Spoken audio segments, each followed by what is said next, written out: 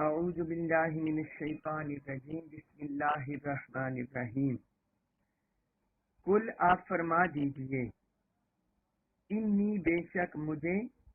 نہیتو منع کیا گیا ہے، انی نہیتو انی بے شک میں یا مجھے نہیتو مجھے منع کیا گیا ہے، یہ فعل ماضی مجہول کا صیغہ ہے۔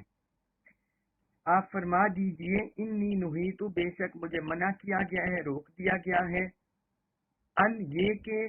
اعبدہ میں عبادت کروں، الذین ان کی تدعونا تم عبادت کرتے ہو، من دون اللہ اللہ کے سوا۔ فرمایا مجھے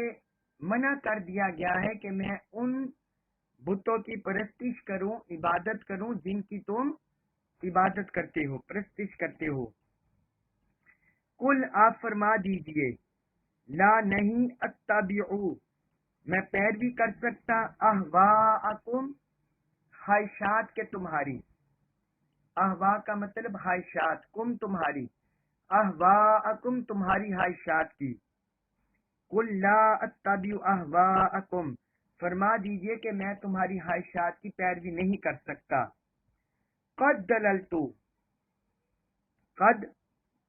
تحقیق دللتو میں بہک جاؤں گا، اذن تب اگر ایسے ہو تو میں یقیناً بہک جاؤں گا، وما اور نہ رہوں گا،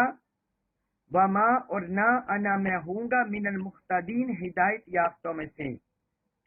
اور میں ہدایت یافتہ لوگوں میں سے نہ ہوں گا، جو ایسا ممکن نہیں ہے۔ ابھی آیت مبارکہ میں اللہ تعالی نے اپنے حبیب صلی اللہ علیہ وسلم کو خطاب کیا ہے، اور حضور صلی اللہ علیہ وسلم کے ذریعے سب سننے والوں کو اور اہل ایمان کو خطاب ہے۔ اس آیت مبارکہ میں اللہ تعالی نے پہلے تو فرما دیا ہے کہ مجھے منع کر دیا گیا ہے کہ میں ان کی عبادت کروں جن کی تم پرستش کرتے ہو، یعنی جن بتوں کو تم پوجتے ہو، جن جمادات کو، جن نباتات کو تم پوجتے ہو، جن مظاہر فطرت کو تم پوجتے ہو، تو فرمایا کہ مجھے منع کر دیا گیا ہے میں ان کی پرستش کروں، مجھے اس سے منع کر دیا گیا ہے۔ اب انسان اشرف المخلوقات ہے، اور جو انسان اپنے ہاتھوں سے بت بناتا ہے، اپنے پتھروں کو لے کر انہیں بت بناتا ہے اور ان کے سجاتا ہے، ان کے آگے جھکتا ہے، تو وہ سب سے ارذل المخلوقات ہے،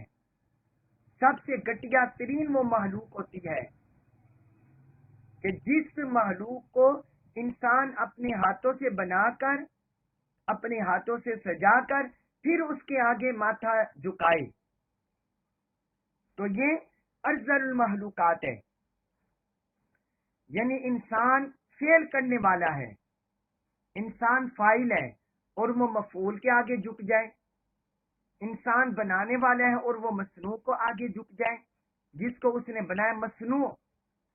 جس چیز کو اس نے بنایا، جس چیز کو تخلیق کیا، وہ اس کے آگے جھک جائے اور اس کی عبادت کرنے لگے، اس کی پرستش کرنے لگے، تو یہ دنیا میں سب سے گھٹیا ترین حرکت ہے۔ تو اللہ تبارک و تعالی نے فرمایا، اے حبیب آپ اعلان کر دیں، آپ بتا دیں کہ مجھے اس سے منع کیا گیا ہے کہ میں اس کی عبادت کروں جن کی تم پرستش کرتے ہو۔ حضور صلی اللہ علیہ وسلم سے تو ایسا کرنا ناممکن ہے۔ اللہ تعالی نے اپنے رسولوں کو چنا جو کل مخلوقات میں سب سے اعلیٰ ہیں، فرشتے بھی ان سے نیچے ہیں، اور پھر ان میں افضل الرسول ہیں، افضل الرسل جو سب سے افضل رسول ہیں وہ 5 ہیں۔ سارے انبیاء کرام 1,24,000 ہیں تقریباً، اور ان میں 313 رسول ہیں، اور پھر 313 رسولوں میں سب سے افضل رسول اولو العزم رسول ہیں، سب سے افضل رسول حضرت نوح علیہ السلام، حضرت ابراہیم علیہ السلام، حضرت موسیٰ علیہ السلام، حضرت عیسیٰ علیہ السلام اور حضرت محمد حضور نبی اکرم صلی اللہ علیہ وسلم، یہ سب سے اعلیٰ اور افضل رسول ہیں، اولو العزم رسول۔ تو یہ کیسے ممکن ہے کہ حضور صلی اللہ علیہ وسلم بتوں کو سجدہ کرتے؟ لہذا یہ صرف آپ صلی اللہ علیہ وسلم کو منع کیا گیا اور آپ کے توسط سے امت کو منع کیا گیا ہے، اور پھر سارے انسانوں کو منع کیا گیا ہے کہ جب میرے رسول کو ممانعت کر دی گئی، حالانکہ ان سے امکان بھی نہیں ہے یعنی، لیکن جب انہیں منع کر دیا گیا تو اے انسانوں تم بدرجہ اتم، تم پر یہ ممانعت ہے، تم بدرجہ اتم تمہیں منع کر دیا گیا کہ تم نے ان کی پرستش نہیں کرنی جن کو یہ مشرک لوگ پوچھتے ہیں۔ اب یہاں میں آپ کو یہ بھی بتا دوں کہ یہاں اللہ تعالی نے اپنے حبیب کے لیے لفظ استعمال کیا ان اعبدا، یہ کہ میں عبادت کروں، مجھے اس سے منع کیا گیا، اور آگے مشرکین کے لیے لفظ اللہ تعالی نے استعمال کیا تدعون من دون اللہ، یہاں لفظ آیا ہے تدعون، تدعو یہ لفظ یہ دعا سے نکلا ہے، دعا سے، دعا یدعو دعوتن، بلانا، اس کا لغوی معنی مطلب ہوتا ہے بلانا، لیکن جب یہ من دون اللہ کے ساتھ آئے، یہ بات یاد رکھیے، جب یہ من دون اللہ کا مطلب من سے دونی علاوہ اللہ کے، من دون اللہ کے علاوہ، اللہ کے علاوہ کو بلانا، اللہ کے علاوہ کو پکارنا، جب قرآن میں تدعون من دون اللہ، یدعو من دون اللہ، یدعون من دون اللہ، اس سے مراد ہوتا ہے عبادت، یعنی اللہ کے علاوہ کسی اور کی عبادت کرنا، اللہ کے علاوہ کسی اور کی عبادت کرنا۔ جس طرح میں قرآن سے اور مثالیں بھی آپ کو لکھوا دیتا ہوں، سورۃ الانعام آیت نمبر 108، آیت نمبر 108، اسی سورت میں آگے آیت آئے گی 108، اس میں اللہ تعالی نے فرمایا وَلَا تَسُبُّوا الَّذِينَ يَدْعُونَ مِن دُونِ اللَّهِ، فرمایا اے مسلمانوں تم ان کو گالی مت دو جنہیں یہ اللہ کے سوا پوچھتے ہیں، یعنی مشرکین لوگ جن معبودان باطلہ کو پوچھتے ہیں تم ان کو گالی مت دو۔ اب اس آیت مبارکہ میں بھی اللہ تعالی نے معبودان باطلہ کو کن الفاظ سے یاد کیا؟ یدعون من دون اللہ، یدعون من دون اللہ، فرمایا اگر تم ان کو گالی دو گے فیسب اللہ عدوا بغیر علم، تو وہ اللہ کو جہالت کے باعث ظلم کرتے ہوئے اللہ کی شان میں دشنام ترازی کرنے لگیں گے، یعنی معاذ اللہ اللہ کو گالی دے دیں گے۔ اس طرح اللہ تعالی نے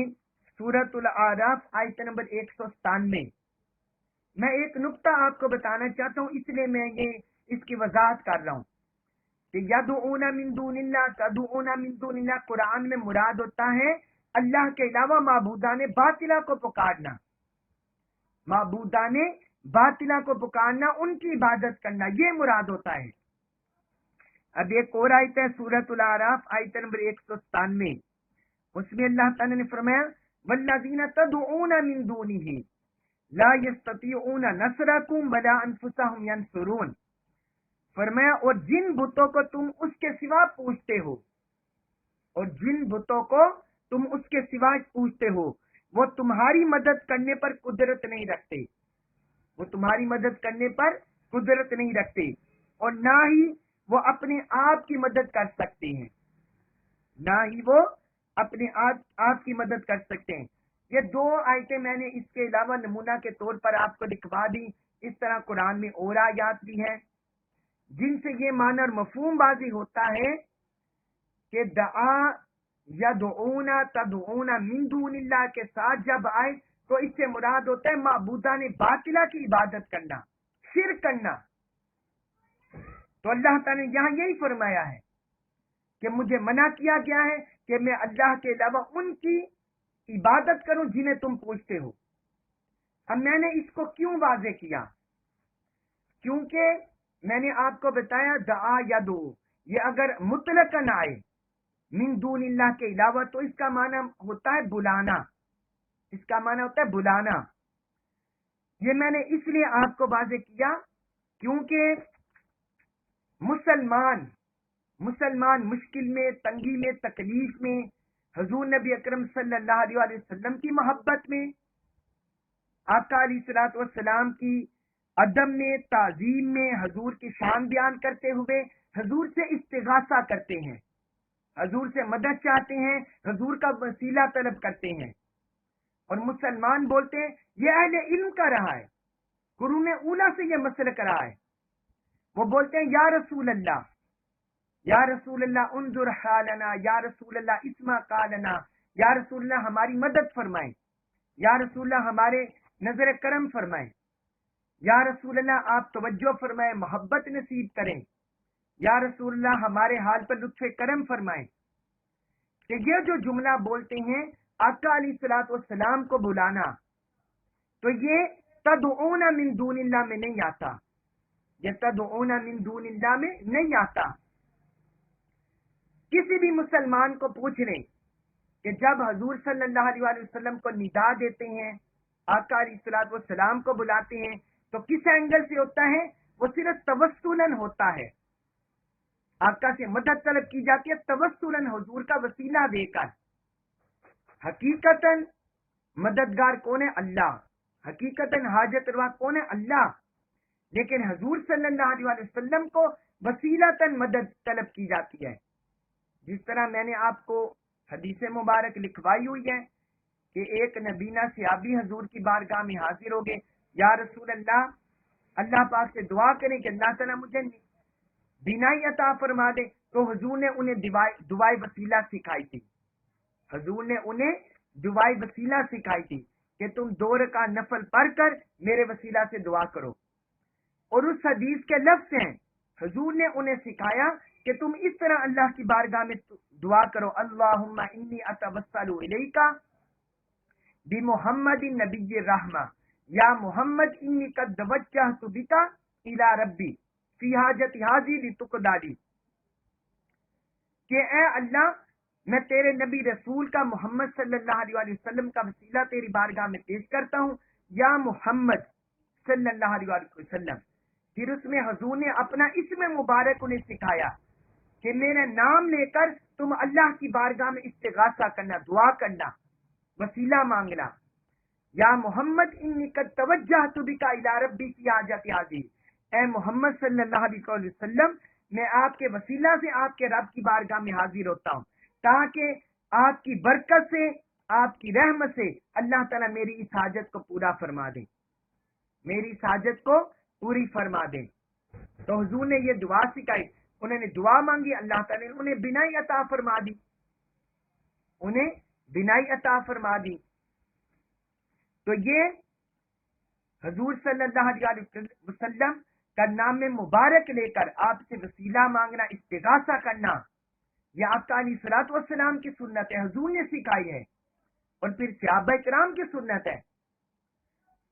جنگ یمامہ کے موقع پر حضرت خالد بن ولید رضی اللہ عنہ گئے تھے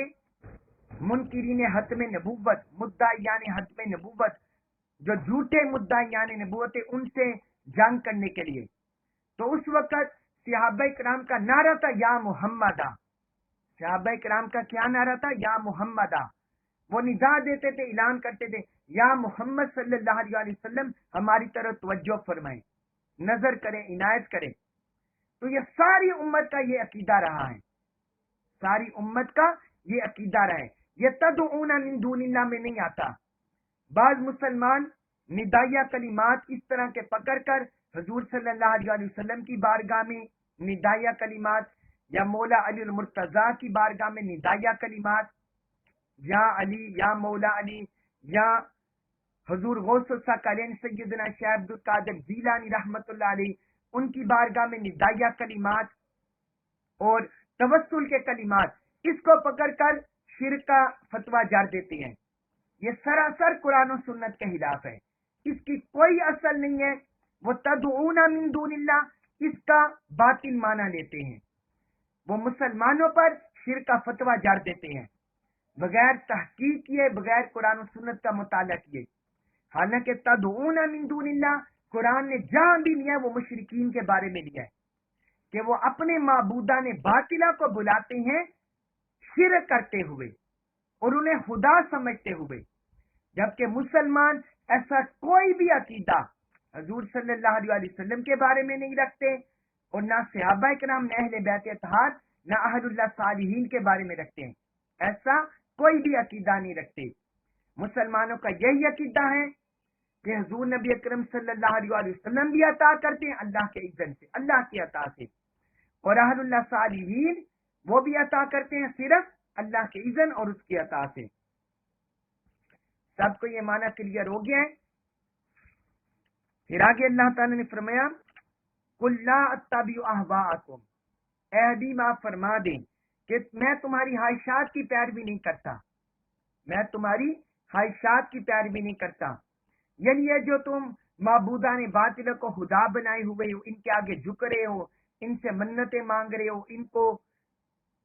اللہ کی طرح ذات حقیقی اور مددگار سمجھتا ہے، ان سے اپنی امیدیں وابستہ کیے ہوئے ہوں، تو فرمایا یہ ساری تمہاری باطل امیدیں ہیں اور باطل خواہشات ہیں، میں تمہاری خواہشات کی پیروی نہیں کرتا. قد دللت اذا وما انا من المهتدین، اگر ایسا ہوا تو میں یقیناً بہک جاؤں گا، میں یقیناً بہک جاؤں گا، اور میں ہدایت یافتہ میں سے نہیں رہوں گا، اور میں ہدایت یافتہ میں سے نہیں رہوں گا. یعنی یہ کیونکہ حضور صلی اللہ علیہ وسلم سے ایسا کرنا ناممکن ہے، لیکن امت کی تعلیم کے لیے اور امت کی تلقین کے لیے اللہ تعالی نے اپنے حبیب کی ذات کو سامنے رکھا اور اپنے حبیب کی زبان اقدس سے کہلوایا، تاکہ امت کو پتہ چل جائے کہ جس طرح حضور صلی اللہ علیہ وسلم معبودان باطنہ سے بری و ذمہ ہے، اس طرح آپ کا ہر امتی ان سے بری و ذمہ ہے اور برات کرتا ہے. اور کیا کرتا ہے؟ برات کرتا ہے. اس کے بعد سورۃ الانعام آیت نمبر 57، اس میں اللہ تعالی نے فرمایا قل، آپ فرما دیں، اے حبیب آپ فرما دیں، انی بے شک میں، علا پر، بینۃ روشن دلیل، من ربی اپنے رب کی طرف سے. قل انی علی بینۃ من ربی، اے حبیب آپ فرما دیں اے کافرو، بے شک میں اپنے رب کی طرف سے روشن دلیل پر قائم ہوں. وَكَذَّبْتُمْ، اور تم جھٹلاتے ہو بھی اسے، اور تم اسے جھٹلاتے ہو. ما عندی، ما نہیں ہے، عندی میرے پاس، ما جس کی تستعجلون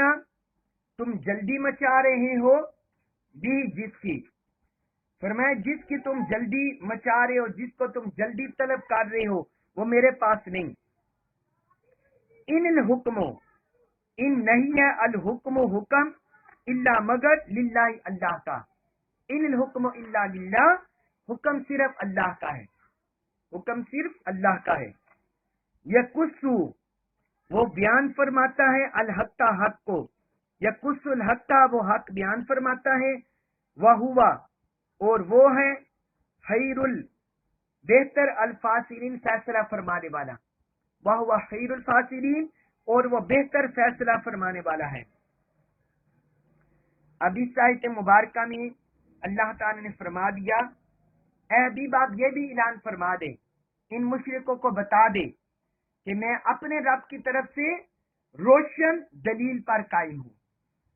میرے رب کی طرف سے جو روشن دلیل آ گئی ہے، قرآن کی شکل میں، معجزات کی شکل میں، تعلیمات کی شکل میں، اللہ کے کلام کی شکل میں، فرمایا میں اس پر قائم ہوں،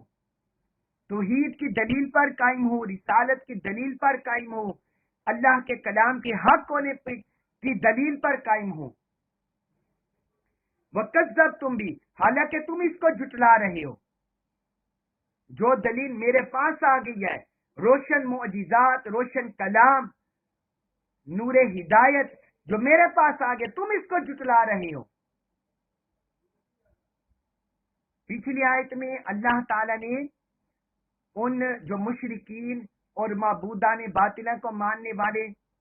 اس کا ذکر کر دیا کہ وہ صرف اپنی خواہشات کی پیروی کر رہے ہیں۔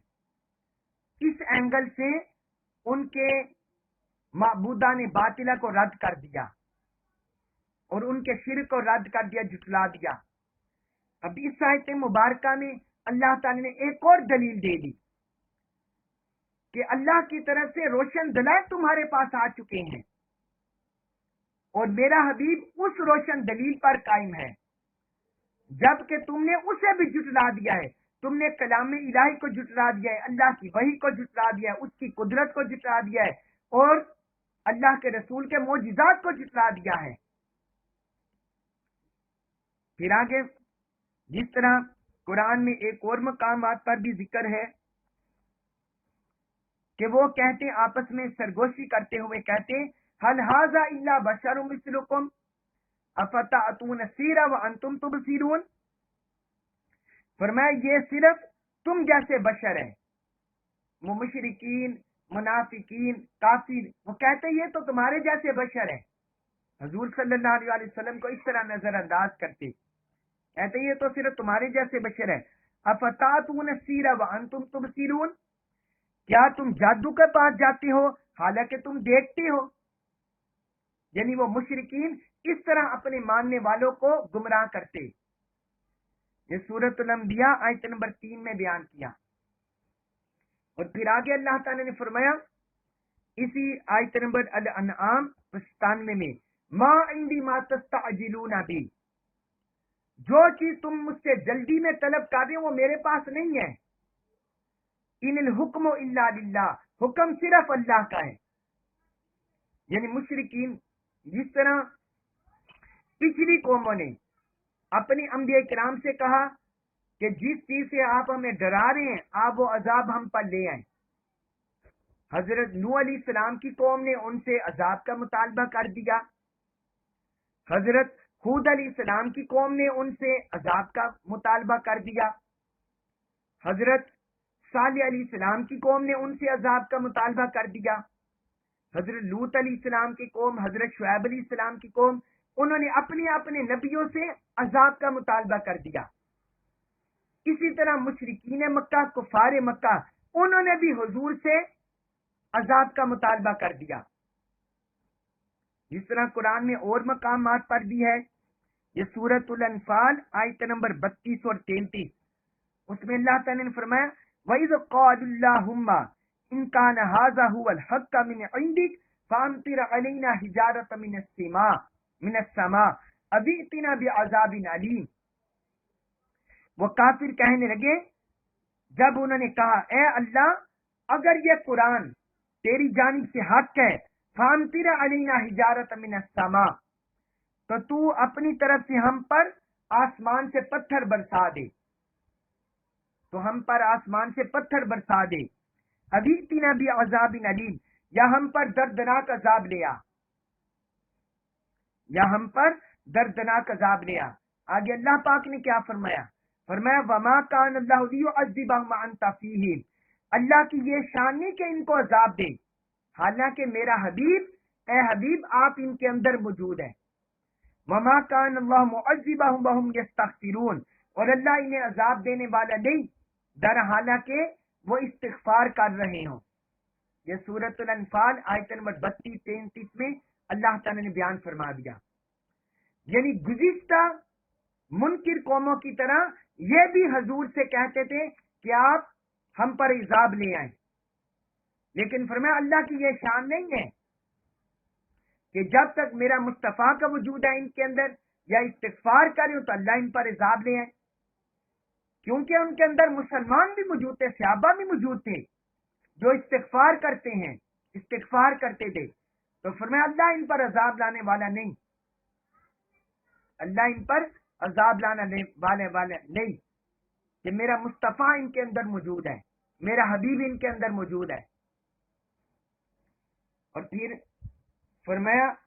ان الحکم الا للہ، فرمایا میرے پاس یہ عذاب لانا یا نہ لانا میری یہ طاقت قدرت نہیں، ان الحکم الا للہ، یہ تو صرف اللہ کا امر ہے، اللہ کا فیصلہ ہے، اس کے پاس ہے یہ اختیار قدرت۔ کہ جب چاہے کسی قوم پر عذاب لے آئے اور جب چاہے کسی قوم کو صفحہ ہستی سے مٹا دے. اور حضور صلی اللہ علیہ وسلم جس طرح اللہ تعالیٰ رب العالمین ہے، الحمدللہ رب العالمین، جس طرح اللہ رب العالمین ہے، سارے جہانوں کی پرورش کرنے والا ہے، پالنے والا ہے، اسی طرح اللہ تعالیٰ نے اپنے حبیب کو فرمایا وَمَا أَرْسَلْنَاكَ إِلَّا رَحْمَةً لِّلْعَالَمِينَ، اے میرے حبیب ہم نے آپ کو سارے جہانوں کے لیے رحمت بنا کر بھیجا ہے. تو اللہ رب العالمین ہے اور مصطفیٰ رحمت للعالمین ہے. جس طرح اللہ اپنی مخلوق کو تباہ و برباد نہیں کرنا چاہتا، اللہ تعالیٰ نے صرف امتحان کے لیے دنیا میں مخلوق کو بنایا ہے، انسانوں کو بنایا ہے. اسی طرح حضور بھی چاہتے ہیں کہ اللہ کی مخلوق، اللہ کے بندے ہدایت پر آ جائیں. تائف کے موقع پر جب حضور صلی اللہ علیہ وسلم تبلیغ کرنے گئے تو وہاں کے لوگوں نے آپ پر کتنا ظلم کیا، معاذ اللہ پر پتھر برسا دیے، آپ کا جسم اقدس لہو لہان ہو گیا. اس وقت پہاڑوں کا فرشتہ آپ کی بارگاہ میں حاضر ہو گیا، یا رسول اللہ حکم فرمائے کہ اس طائف کی بستی کو میں 2 پہاڑوں کے درمیان پیس دوں، میں پہاڑوں کے درمیان ان کو پیس کے رکھ دوں. لیکن حضور نے فرمایا نہیں. حضور نے فرمایا مجھے امید ہے کہ ان کے اندر کہ یہ مسلمان ہو جائیں گے اور اللہ تعالیٰ ایسے لوگوں کو پیدا کرے گا جو اللہ کی عبادت کریں گے اور اللہ کے ساتھ کسی کو شریک نہیں ٹھہرائیں گے. فرمایا مجھے یہ امید ہے اللہ تعالیٰ سے. یہ صحیح البخاری میں حدیث ہے، حدیث نمبر 3231، اور صحیح مسلم میں حدیث ہے، حدیث نمبر 4572، جو وادی طائف کا واقعہ ہوا تھا. حضور نے فرمایا نہیں، ان پر پتھر نہ برساؤ، مجھے امید ہے کہ ان کے اندر موحد پیدا ہوں گے. تو اللہ تعالیٰ کو اپنے حبیب کے وجود کا حیا ہے. فرمایا میرے مصطفیٰ کا وجود ہے کہ میں ان پر عذاب نہیں لاتا، اور پھر یہ اللہ کی قدرت ہے کہ اللہ تعالیٰ کب چاہے جب چاہے عذاب لے آئے. فرمایا یقص الحق وہو خیر الفاصلین، وہ حق بیان کرتا ہے، وہو خیر الفاصلین، اور وہی بہتر فیصلہ فرمانے والا ہے کہ کس قوم پر جزوی طور پر کب عذاب لانا ہے اور کس قوم پر اجتماعی طور پر کب عذاب لانا ہے. اللہ تعالیٰ بہتر فیصلہ فرمانے والا ہے. اس کے بعد ہے سورۃ الانعام آیت نمبر 58، اس میں اللہ تعالیٰ نے فرمایا قل، اے حبیب آپ فرما دیں، لو اگر، انا بے شک، اندی میرے پاس ہوتا، ماں وہ عذاب اگر میرے پاس ہوتا، تستعجلونا تم جلدی چاہتے ہو، جس کی تم جلدی چاہتے ہو، بھی جس کی، لقضیا تو کام ہو چکا ہوتا، الامر کام، لقضیا تو تمام ہو چکا ہوتا، الامر کام تو سارا کام ہو چکا ہوتا، بینی درمیان میرے، و بینکم اور تمہارے درمیان، میرے اور تمہارے درمیان کام ہو چکا ہوتا. واللہ اور اللہ عالم خوب جاننے والا ہے، جس ظالمین ظالموں کو، اور اللہ ظالموں کو خوب جاننے والا ہے. اب اس آیت مبارکہ میں اللہ تعالی نے فرمایا اے حبیب آپ فرما دیں ان عندی ما تستعجلون بھی، کہ جس عذاب کی تم جلدی چاہتے ہو اگر وہ میرے پاس ہوتا، لقضی الامر بینی و بینکم تو میرے اور تمہارے درمیان کام تمام ہو چکا ہوتا، میرے اور تمہارے درمیان کام تمام ہو چکا ہوتا، فیصلہ ہو چکا ہوتا، اور اللہ ظالموں کو خوب جاننے والا ہے. اب اس آیت مبارکہ میں فرما دیا کہ اگر یہ عذاب لانے کا معاملہ میرے اور تمہارے درمیان ہوتا تو ابھی تک تمہارا مطالبہ پورا ہو چکا ہوتا، تمہارا مطالبہ پورا ہو چکا ہوتا. مطلب یہ ہے کہ جس طرح گزشتہ انبیاء کرام وہ اپنی قوموں کے ایمان لانے سے ایک وقت آیا کہ وہ اپنی قوم سے مایوس ہو گئے، اور ان کو اپنی قوم کے حالات کا پتہ چل گیا کہ یہ ایمان لانے والے نہیں، تو اس لیے انہوں نے اللہ تعالیٰ سے دعا کر دی، جس چیز کا مطالبہ کرتے تھے اللہ تعالیٰ سے دعا کر دی کہ یا اللہ ان پر عذاب لے آ،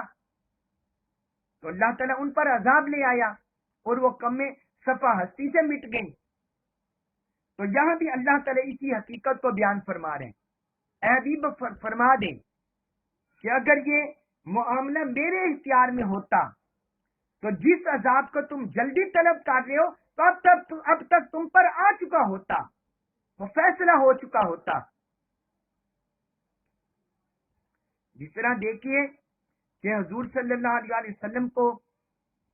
کہ بعض صحابہ کو مشرکین نے دھوکے سے بلا کر قتل کر دیا، شہید کر دیا۔ 600 صحابہ کرام کو، حفاظ صحابہ کرام کو بئر معونہ پر مشرکین نے وہ مسلمان بن کر آئے اور حضور سے کہا یا رسول اللہ آپ ہمارے ساتھ صحابہ کرام کو بھیجے۔ 600 تھے یا 70 تھے، 70 صحابہ کرام تھے، 60 یا 70 مجھے یاد آ رہا ہے، ابھی یہ میرے ذہن میں واقع آیا تو ساتھ میں نے کہا کوٹ کر دوں۔ 70 صحابہ کرام تھے، تو وہ دھوکے سے اپنے ساتھ لے گئے اور انہوں نے ان صحابہ کرام کو شہید کر دیا۔ تو انہوں نے اتنا ظلم کیا ان حفاظ صحابہ کرام کو، اور یہ بات اور یہ ظلم حضور صلی اللہ علیہ وسلم پر اتنا ناگوار ہوا کہ آقا علیہ السلام 40 دن نماز فجر کے بعد قنوت نازلہ پڑھتے رہے اور آپ اللہ کی بارگاہ میں دعا کرتے رہے، یا نام لے لے کر، کافر مشرک سرداروں کا نام لے لے کر، یا اللہ تو اس کی گرفت کر لے، یا اللہ تو اس کی گرفت کر لے، یا اللہ تو اس کو عذاب میں پکڑ لے، یا اللہ تو اس کو عذاب میں پکڑ لے۔ 40 دن تک حضور صلی اللہ علیہ وسلم قنوت نازلہ پڑھتے رہے، ان مشرکین کے خلاف دعا کرتے رہے۔ تو یہاں بھی اللہ تعالیٰ یہی بیان فرما رہے ہیں کہ اگر یہ معاملہ میرے حبیب کے اختیار میں ہوتا تو اب تک تم پر عذاب آ چکا ہوتا، لیکن اللہ تعالیٰ نے چونکہ اپنے رسول کو رحمت للعالمین بنایا ہے اور اللہ تعالیٰ کو اپنے حبیب کے ساتھ محبت ہے، یہ محبت کا حیا ہے جو اللہ تعالیٰ نے اپنے حبیب کا توسط سے اس عذاب کو اجتماعی طور پر تم سے ٹال دیا ہے۔ یہ میرے مصطفیٰ کی برکت ہے اور اللہ کے حبیب کی رحمت ہے کہ اجتماعی طور پر وہ اس عذاب سے محفوظ ہو گئے اور اللہ تعالیٰ نے اس عذاب سے انہیں محفوظ کر لیا ہے۔ اور اگر بشری لحاظ سے ہوتا تو اب تک ان پر عذاب آ چکا ہوتا۔ اور فرمایا واللہ عالم بالظالمین، اللہ ظالموں کو خوب جاننے والا ہے۔ اگر دنیا میں بچ گئے ہیں تو قیامت کے دن آخرت میں وہ پکڑے جائیں گے۔ اس کے بعد سورۃ الانعام آیت نمبر 59 سورۃ الانعام آیت نمبر 59۔ اب یہ بھی بڑی اہم آیت ہے اور اس کا مضمون بھی بڑا تفصیل طلب ہے، اس لیے آج میں ادھر ہی مکمل کرتا ہوں، ادھر ہی اختتام کرتا ہوں، کیونکہ آیت نمبر 59 وہ بھی تفصیل کے متقاضی ہے، اس لیے آج کا لیسن میں ادھر ہی اختتام پذیر کرتا ہوں، اور کل کی آیت نمبر 59 اس پر تفصیل سے ہم کل روشنی ڈالیں گے انشاءاللہ تعالی۔ اللہ تبارک و تعالی ہمیں قرآن کا کما کو فہم نصیب فرمائے اور ہمیں اس پر عمل پیرا ہونے کی توفیق عطا فرمائے اور ہمیں تمام فتنوں سے بچائے۔ وما علیہ الا البلاغ المبین۔